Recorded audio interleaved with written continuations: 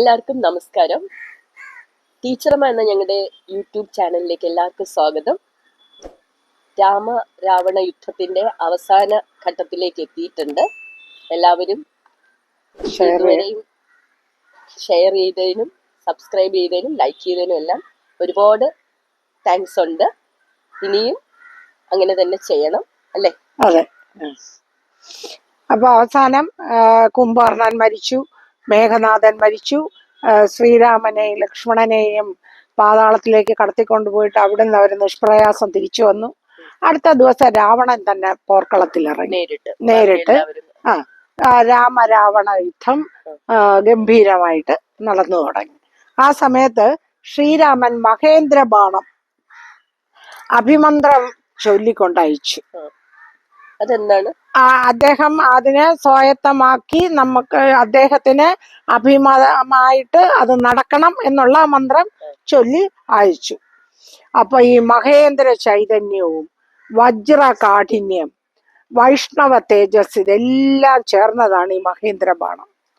ആ മഹേന്ദ്ര ബാണം ചെന്ന് രാവണന്റെ 10 തലയും അറുത്തിട്ടു.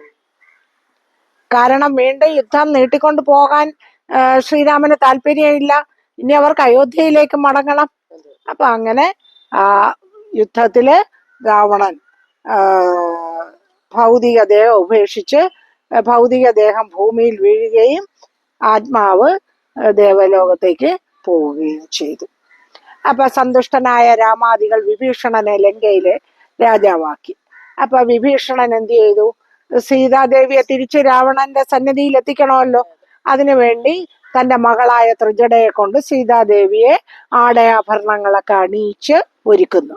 അപ്പൊ ഈ ആടയാഭരണങ്ങളൊക്കെ അണിയിച്ചൊരുക്കുന്ന സമയത്ത് ദേവകളൊക്കെ അവിടെ വന്നു.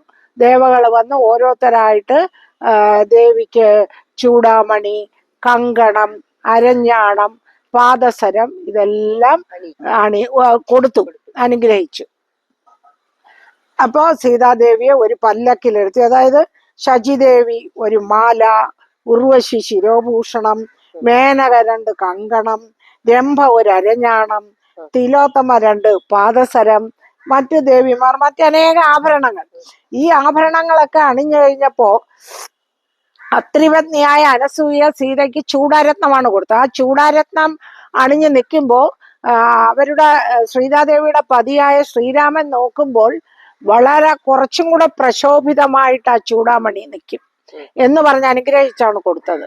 അപ്പൊ ഇതൊക്കെ അണിഞ്ഞു കഴിഞ്ഞപ്പോൾ യഥാർത്ഥത്തിൽ സീതാദേവി ലക്ഷ്മി ദേവിയായി തന്നെ കാണപ്പെട്ടു. അങ്ങനെയുള്ള സീതാദേവിയെ പല്ലക്കിൽ ഇരുത്തി ശ്രീരാമ സന്നിധിയിൽ എത്തിച്ചു. സീതാദേവിയുടെ ആടയാഭരണങ്ങളിലെല്ലാം കണ്ട് ശ്രീരാമൻ അമ്പരന്ന് പോയി. പെട്ടെന്ന് അദ്ദേഹത്തിന്റെ മനസ്സിൽ സംശയത്തിന്റെ ഒരു വിത്ത് വീണു. അദ്ദേഹം മൗനിയായിട്ട് നിന്നു. ഒരു സന്തോഷം അദ്ദേഹത്തിന്റെ മുഖത്ത് കണ്ടില്ല. എന്നിട്ട് ലക്ഷ്മണനോട് പറഞ്ഞു, സീതയ്ക്ക് എന്താണ് വേണ്ടതെന്ന് വെച്ചാൽ അത് നടത്തി കൊടുക്കുമെന്ന് ആജ്ഞാപിക്കുകയും ചെയ്തു. അപ്പൊ ശ്രീരാമന്റെ ആശങ്ക, സംശയത്തിന്റെ ഒരു ചെറിയ വിത്ത് ഭഗവാന്റെ മനസ്സിൽ വീണു എന്ന് സീതാദേവിക്ക് മനസ്സിലായി. സീതാദേവി ലക്ഷ്മണനോട് പറഞ്ഞു, ലക്ഷ്മണ, ചിതയൊരുക്കൂ.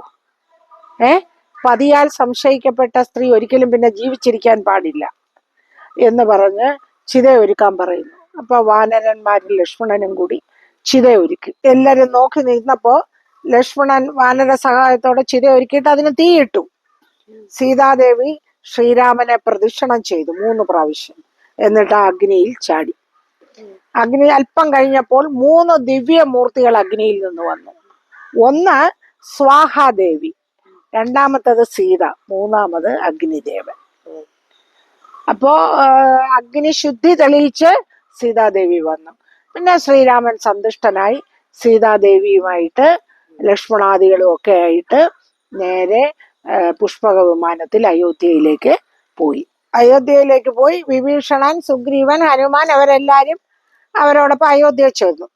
അയോധ്യ ചെന്നിട്ട് ഭഗവാൻ എന്താണ് ചെയ്തതെന്ന് അറിയാം? ആദ്യം ആ പുഷ്പക വിമാനം തിരിച്ചയച്ചു. അത് കുബേരന്റെ പുഷ്പക വിമാനമായിരുന്നു. രാവണനും കുംഭകർണനും ഒക്കെ ബ്രഹ്മാവിൽ നിന്ന് വരം തേടി കഴിഞ്ഞ് നേരെ കുബേരന്റെ അടുത്ത് ചെന്ന് കുബേരനെ അവിടുന്ന് ഓട്ടിച്ചു. ഈ പുഷ്പവിമാനവും കുബേരന്റെ സമ്പത്തുക്കളും എല്ലാം രാവണൻ കൈക്കലാക്കി വെച്ചിരിക്കുകയായിരുന്നു. അപ്പൊ കുംഭകർണനും രാവണനും എല്ലാം മരിച്ചു കഴിഞ്ഞപ്പോൾ വീണ്ടും കുബേരൻ തന്നെ അവിടെ കഴിയാൻ തുടങ്ങി, അദ്ദേഹത്തിന്റെ രാജ്യത്ത് കഴിയാൻ തുടങ്ങി. അദ്ദേഹത്തിന് തന്നെ ആ പുഷ്പവിമാനം ശ്രീരാമൻ തിരിച്ചു കൊടുത്തയച്ചു. ഭരതൻ നന്ദിഗ്രാമത്തിൽ നിന്ന് മടങ്ങി വന്നു. ശ്രീരാമന്റെ പട്ടാഭിഷേകം നടന്നു. ഭരതനെ യുവരാജാവാക്കി, ലക്ഷ്മണനെ സർവ്വസൈന്യാധിപനാക്കി, ശത്രുഘ്നനെ ധനമന്ത്രിയുമാക്കി. അങ്ങനെ അവിടെ കഴിഞ്ഞു. ആ സമയത്ത് ശ്രീരാമന്റെ രാജഭരണത്തിൽ നാട്ടിൽ ക്ഷേമം നിലനിർന്നു. വളരെ സന്തുഷ്ടരായി ജനങ്ങളെല്ലാം, യാതൊരു പ്രശ്നങ്ങളും ഇല്ല, എല്ലാരും സൗഖ്യത്തോടെ വാഴുന്നു. അപ്പോ ശ്രീരാമൻ എന്ത് ചെയ്തു? അവിടെ ഈ മുനിമാർക്ക് പ്രജകൾക്ക് ഒന്നും ശത്രുക്കളിൽ നിന്നും ഒരാക്രമണവും ഇല്ല. കാരണം രാക്ഷസന്മാരെ മുക്കാലും ഭഗവാൻ വധിച്ചു കഴിഞ്ഞു. പിന്നെ അവർക്കൊക്കെ സന്തുഷ്ടതയോടുകൂടി അവര് ജീവിച്ചു. അപ്പൊ തന്റെ രാജ്യത്തിലെ ജനങ്ങളുടെ ക്ഷേമം അറിയാൻ വേണ്ടി രാജാവ് വേഷപ്രച്ഛന്നനായി ഇടയ്ക്കിടയ്ക്ക് രാജ്യം ഒട്ടുക്ക് നടക്കും. അങ്ങനെ ഒരു ദിവസം അദ്ദേഹം പോയ സമയത്ത് അദ്ദേഹം ഒരു വീടിന്റെ അടുത്ത് എത്തിയപ്പോ അവിടെ ഭയങ്കരമായ സംസാരം നടക്കുന്നു. ഒരു രജകന്റെ വീട്ടിന്റെ അടുത്താണ് എത്തിയത്.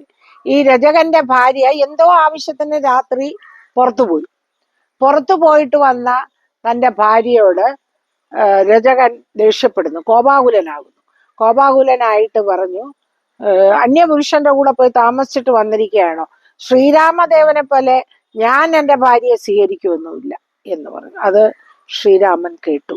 അദ്ദേഹത്തിന് ഭയങ്കര വൈഷമ്യമായി. അദ്ദേഹം തിരിച്ച് കൊട്ടാരത്തിൽ വന്നിട്ട് അപ്പോൾ സീത 7 മാസം ഗർഭിണിയാണ്. അപ്പൊ കൊട്ടാരത്തിൽ വന്നിട്ട് ലക്ഷ്മണനെ വിളിച്ചിട്ട് പറയുന്നു. അപ്പൊ സീത ഗർഭിണികളായിരിക്കുമ്പം ചില ആഗ്രഹങ്ങളൊക്കെ പറയും ഇല്ലേ? അപ്പൊ വനാന്തരങ്ങളും ഋഷി കവാടങ്ങളും ഒക്കെ കാണണമെന്ന് സീത ഒരാഗ്രഹം പറഞ്ഞിരുന്നു. അപ്പൊ ലക്ഷ്മണനോട് പറഞ്ഞു, സീതയെ അവിടെയൊക്കെ കൊണ്ട് കാണിച്ചിട്ട് പരിത്യജിച്ചിട്ട് വരൂ, അവിടെ വിട്ടിട്ട് വരണം എന്ന് പറഞ്ഞു. ലക്ഷ്മണൻ, ശ്രീരാമൻ എന്ത് പറയുന്നോ അത് ശിരസ കേൾക്കുന്ന ആളാണ് ലക്ഷ്മണൻ. അപ്പൊ ലക്ഷ്മണൻ എന്ത് ചെയ്തു? ശരിയെന്ന് പറഞ്ഞു. സീതയെ രഥത്തിൽ കയറ്റി ഇങ്ങനെ കൊണ്ടുവന്നു വനാശ്രമത്തിന്റെ അടുത്ത് കൊണ്ടുവന്നു, വാൽമീകി ആശ്രമത്തിന്റെ അടുത്ത് കൊണ്ടുവന്ന് ഇറക്കി വിട്ടിട്ട് ലക്ഷ്മണൻ തിരിച്ച് കൊട്ടാരത്തിലേക്ക് പോകും. സീതാദേവി അവിടെ കിടന്ന് പൊട്ടി കരഞ്ഞു. തന്നെ ഉപേക്ഷിച്ചെന്ന് മനസ്സിലായി. അപ്പൊ അങ്ങനെ പൊട്ടി കരഞ്ഞപ്പോഴത്തേക്ക് ആ വാൽമീകിയുടെ ആശ്രമത്തിലെ മുനികുമാരന്മാരൊക്കെ കൂടെ വന്ന് സീതാദേവിയെ സ്വാന്തനപ്പെടുത്തി അങ്ങ് തിരിച്ച് തിരിച്ച് ആശ്രമത്തിലേക്ക് കൊണ്ടുപോയി. അവിടെ 2-3 മാസം കഴിഞ്ഞു സീതാദേവി കുശലവന്മാരെ പ്രസവിച്ചു. സീതാ പരിത്യാഗത്തിന് ശേഷം ശ്രീരാമ 3-4 വർഷം ദുഃഖിതനായി കഴിഞ്ഞുകൂടി. എങ്കിലും അദ്ദേഹം അശ്വമേധ യാഗം നടത്താൻ തീരുമാനിച്ചു.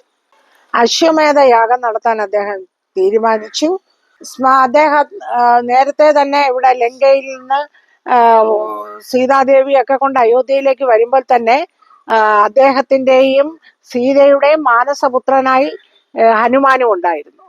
അപ്പോ ഹനുമാൻ പറയുന്നുണ്ട്, എപ്പോ എന്നെ സ്മരിച്ചാൽ ആ നിമിഷം ഞാൻ ഇവിടെ എത്തും എന്ന് പറയുന്നുണ്ട്. അപ്പൊ ശ്രീരാമൻ സ്മരിച്ചപ്പോ തന്നെ ഹനുമാൻ വന്നു ചേർന്നു. ഹനുമാനെ ലങ്കയിലും കിഷ്കിന്ധയിലും അയച്ച് വിഭീഷണനെയും സുഗ്രീവനെയും മറ്റ് രാജ്യങ്ങളിൽ നിന്ന് രാജാക്കന്മാരെ സൈന്യങ്ങളെയൊക്കെ അയോധ്യയിൽ വരുത്തി. ഈ അശ്വമേധ യാഗം എന്ന് പറഞ്ഞാല് രാജാവ് എല്ലാവരുടെയും മുമ്പ് വെച്ച് മിടുക്കനായ ഒരു അശ്വത്തെ അഴിച്ചുവിടും.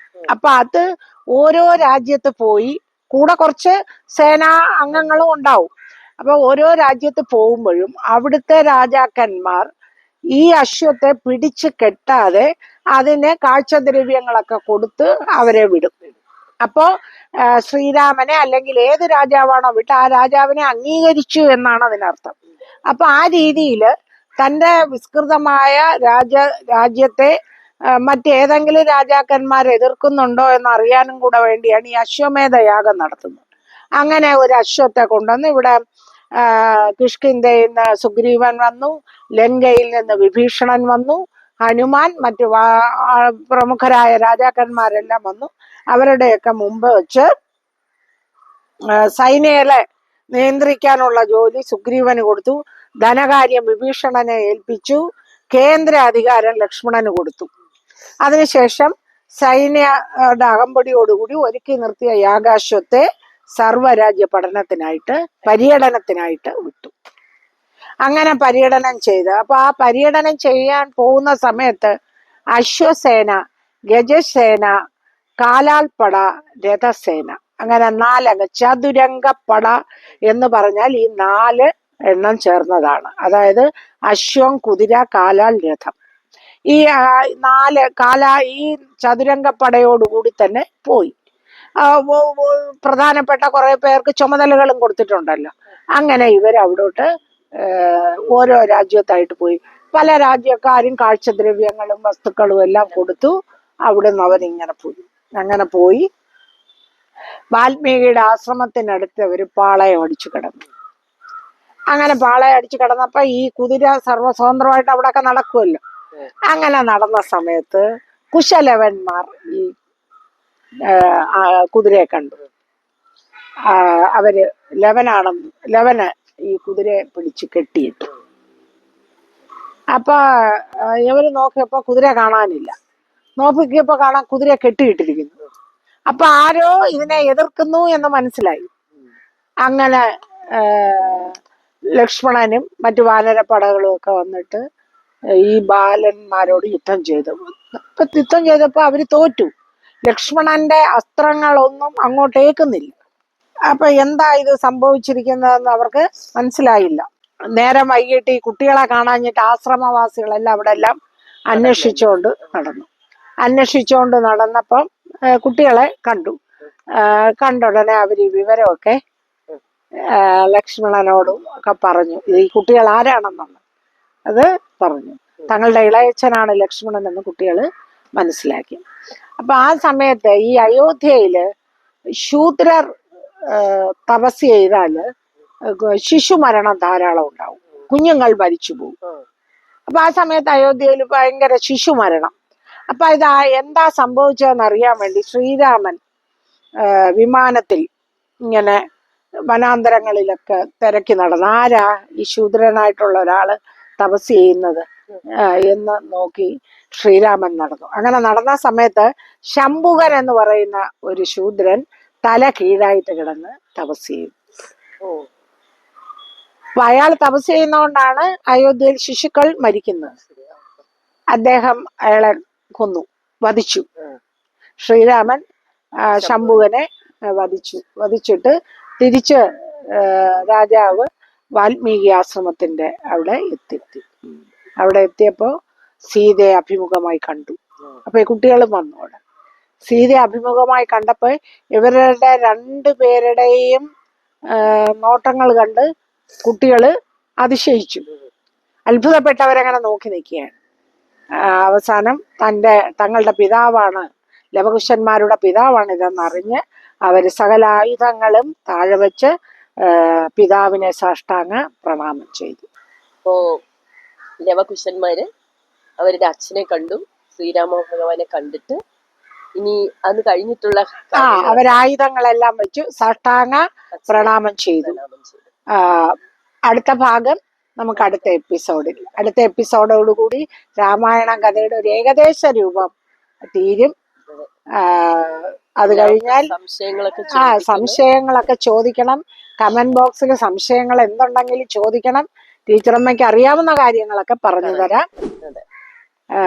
അപ്പോ ലൈക്ക് ചെയ്യണം, ഷെയർ ചെയ്യണം, സബ്സ്ക്രൈബ് ചെയ്യണം. നമസ്കാരം.